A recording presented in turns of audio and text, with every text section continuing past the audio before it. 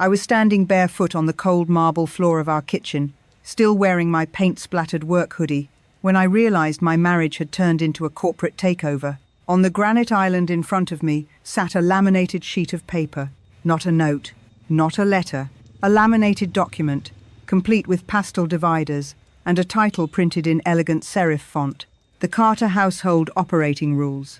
My wife had highlighted parts in gold. My 8-year-old daughter, Lily, sat at the breakfast table swinging her legs, watching me the way kids watch adults right before something bad happens. She already knew. That hurt the most.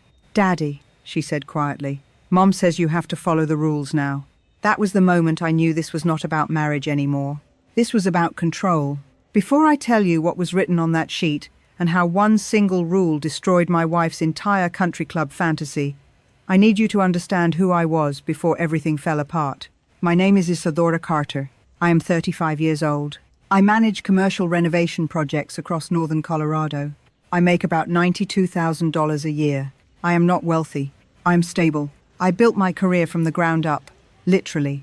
I started hauling drywall and sweeping job sites at 19, went to night classes, got certified, and worked my way into management. I am proud of that. My wife, Amanda, is 33.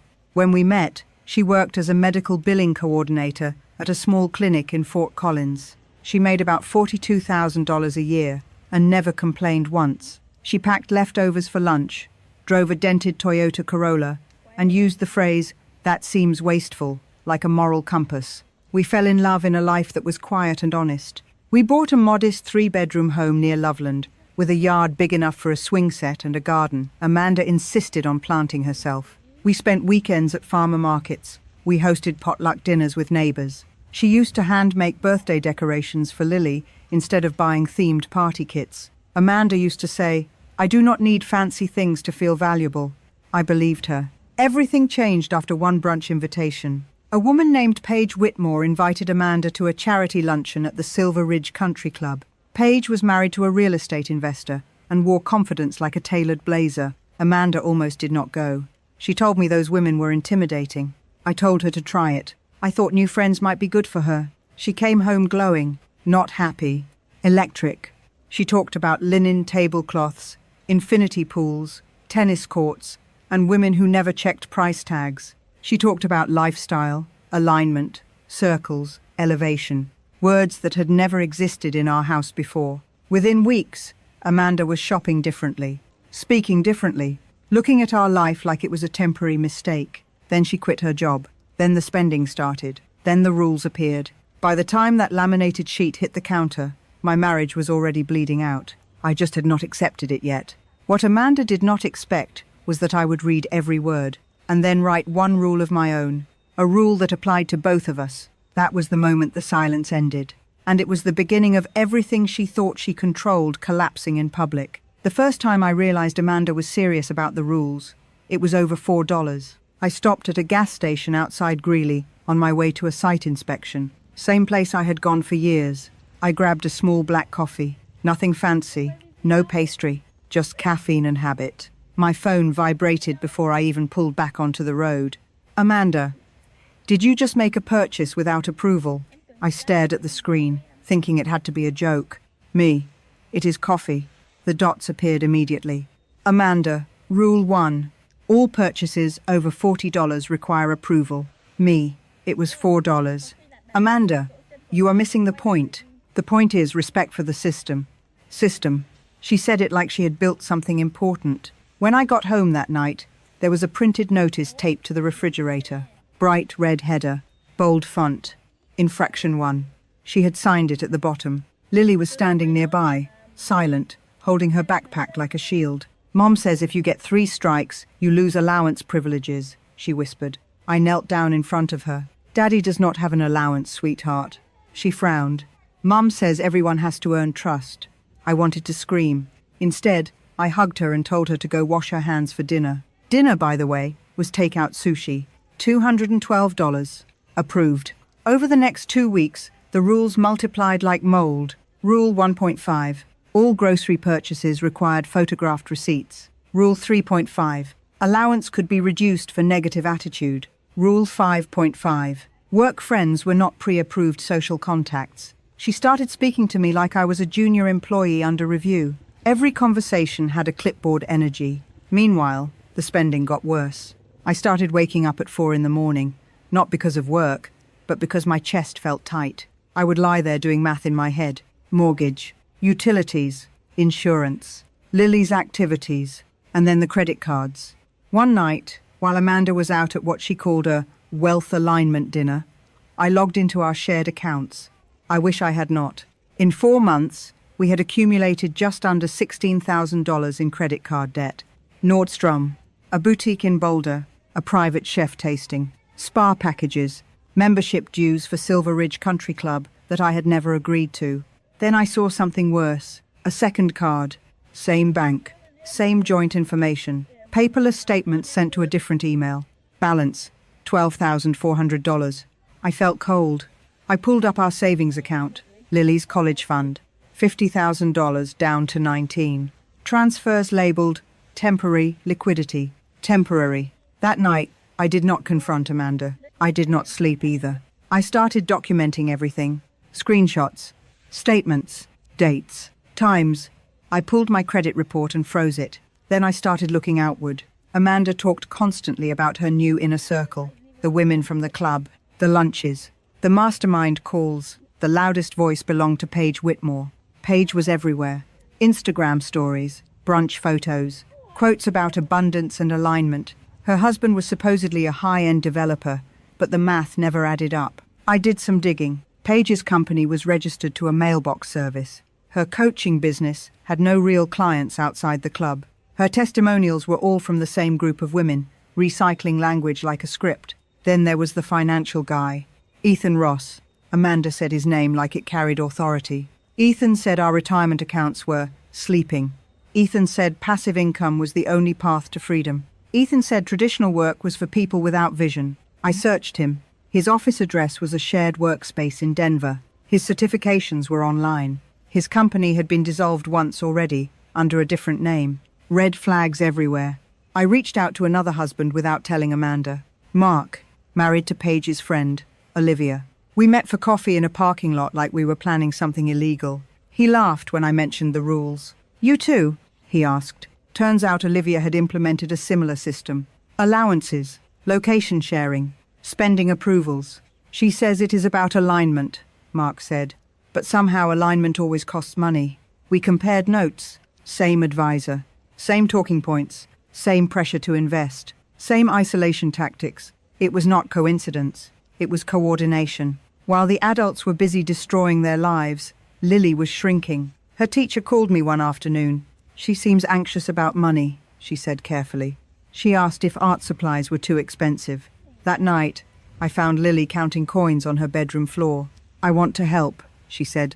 If I pay for my stuff, maybe Mom will not be mad.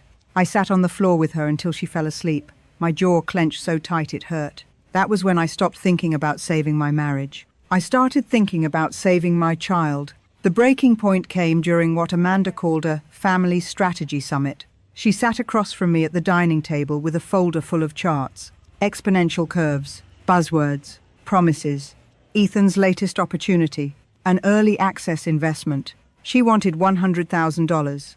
We did not have $100,000. She pointed at my retirement account like it was spare change. I said no. She quoted Rule 6. That was when I stood up, walked to the drawer, and pulled out my own laminated page. One sentence. All household rules apply equally to both spouses. No exceptions.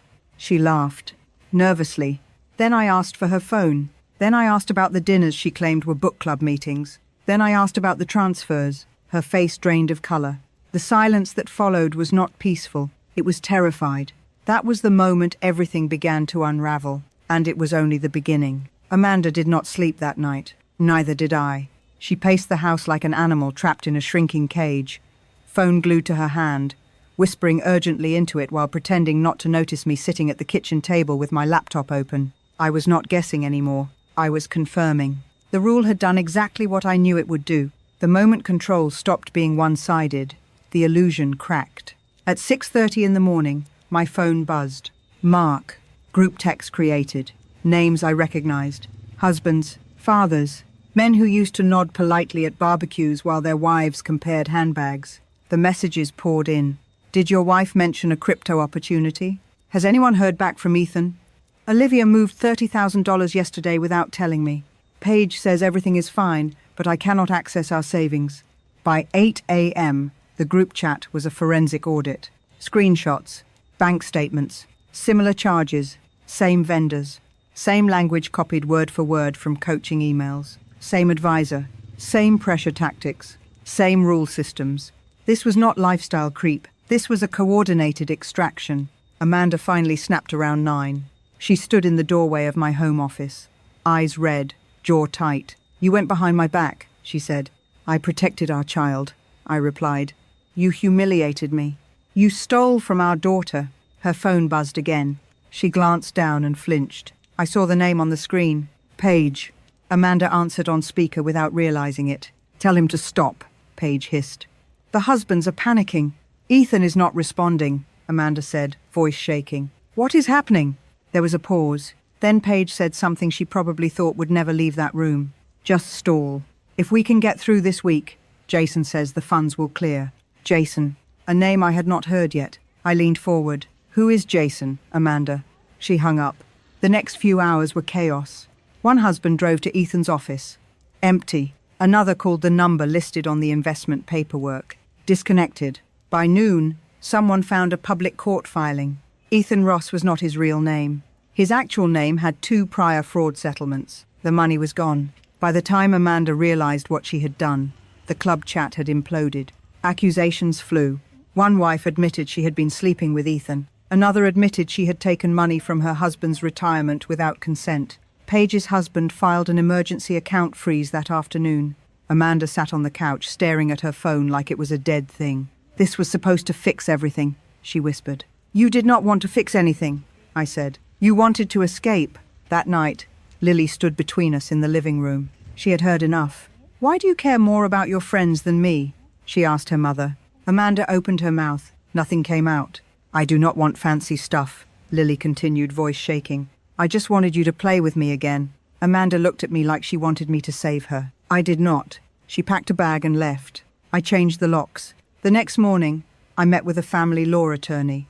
I brought everything. The rules, the debt, the secret accounts, the drained college fund, the emotional neglect documented by Lily's teacher. The attorney did not sugarcoat it. She demonstrated financial abuse and parental neglect, she said. You have a strong custody case. I filed immediately. Amanda tried to fight back. Her lawyer quit when her retainer bounced. In court, she talked about ambition and vision and social capital. The judge looked at the bank statements and stopped her mid-sentence. You took funds from a child's education account for personal luxury, he said. That is not ambition. That is recklessness. Custody was decided in one afternoon. Primary custody to me. Supervised visitation for her. Minimal support. Limited time. The fallout spread fast. The country club revoked memberships. 2 marriages collapsed within weeks. One wife was sued for fraud. Jason was arrested. Ethan disappeared. The wealth circle vanished like smoke. Amanda tried calling me every day. Crying, yelling, bargaining. I stopped answering. Lily and I went to therapy. She started smiling again, sleeping again, being a child again. 6 months later, I ran into Amanda at a grocery store. She looked smaller. The expensive clothes were gone. The confidence was gone. Isadora, she said softly. I made mistakes. You made choices, I replied. She looked at Lily. Do you miss Mommy? Lily thought for a moment. I miss the mummy who liked me, she said gently. That was the last conversation we ever needed. I did not destroy Amanda. I did not humiliate her. I simply refused to be controlled. And when control became mutual, the truth surfaced. The house felt different after Amanda left. Not quieter, calmer. There was no constant buzzing phone, no whispered calls in the bathroom, no clipboard energy hanging in the air like a threat, just space. Breathing room. Lily slept through the night for the first time in months. So did I. The weeks after court were not dramatic. They were administrative. Therapy appointments, school meetings, budget resets. I closed accounts, consolidated debt, sold the jewelry Amanda had bought with our savings.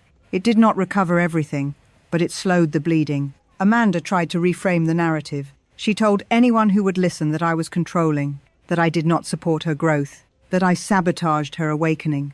The paper trail disagreed. The judge had been clear. Financial recklessness, emotional neglect, pattern of manipulation, supervised visits only. I did not celebrate the ruling.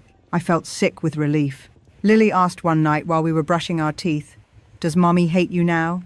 "No," I said carefully. "Mommy is confused. Sometimes people get lost chasing things they think will fix them.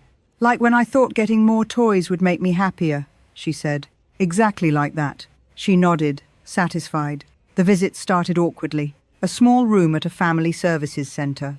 A folding table. A toy bin that smelled like disinfectant. A caseworker in the corner pretending not to watch. Amanda showed up overdressed at first. Full makeup. Designer bag she probably should have sold. Lily hugged her politely.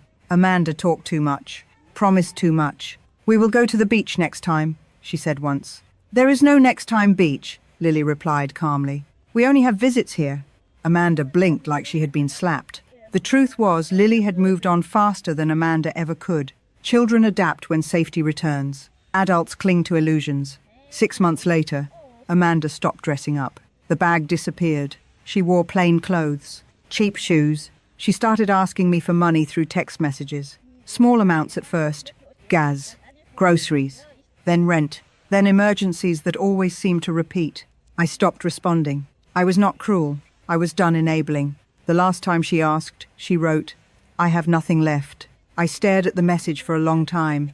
Then I deleted it. Lily flourished. Her teacher emailed me saying her focus had improved. Her anxiety had vanished. She stopped apologizing for needing supplies. She joined art club again. Dance class. She laughed louder. One night, she taped a drawing to the fridge. It was our house. Not big, not fancy. Stick figures holding hands in the yard. "This is my favorite place," she said. That was the moment I knew we had already won. A year passed. I got promoted. Ironically, the same overtime Amanda had tried to ban had positioned me for it. We moved to a slightly larger home near Estes Park. Still modest. Still practical. More light. More trees. Amanda called it middle class once. I call it peaceful. We ran into Amanda at a mall a few weeks before Lily turned 9. She looked exhausted. Smaller. Like someone who had been carrying a lie too long. She saw Lily first. "Hi," she said softly. Lily stepped closer to me instinctively. "Hi, Mum. Can I hug you?" Lily looked up at me. "If you want to," I said. She did. Brief. Careful. Amanda held on too long. "Are you happy?" she asked Lily desperately. "Yes," Lily said without hesitation. "But you could have more," Amanda insisted. "You could have nicer things." Lily frowned. "I do not want more things. I wanted you." The words landed hard. Amanda cried in public. Real tears, not performative. I did not step in. This was her reckoning, not mine. As we walked away, Lily asked, "Was that mean?" "No," I said. "That was honest." She nodded thoughtfully. 18 months after the laminated rules, life feels simple again. Saturday pancakes, Sunday bike rides, Wednesday pizza nights. We are not rich. We are not connected. We are not impressive to country clubs. We are happy. Amanda still texts occasionally. Always apologies. Always promises. Always asking for another chance. I do not reply. Not because I hate her, but because love without boundaries becomes permission for harm. Lily said something last week that stopped me cold. "Dad," she said, "remember when Mum tried to make all those rules?" "I remember. And you made one rule." "Which one?" "That rules have to be fair for everyone." I smiled. That was the idea. She nodded. That rule fixed everything. Maybe she is right. Control only works when it is one-sided. The moment fairness enters, manipulation collapses. Amanda wanted 7 rules to manage our lives. I wrote one that revealed the truth. Be fair. Be honest. Do not spend what you do not have. Value people more than appearances. Love your family more than your image. She forgot those rules. Lily and I live by them every day. And we have everything that matters.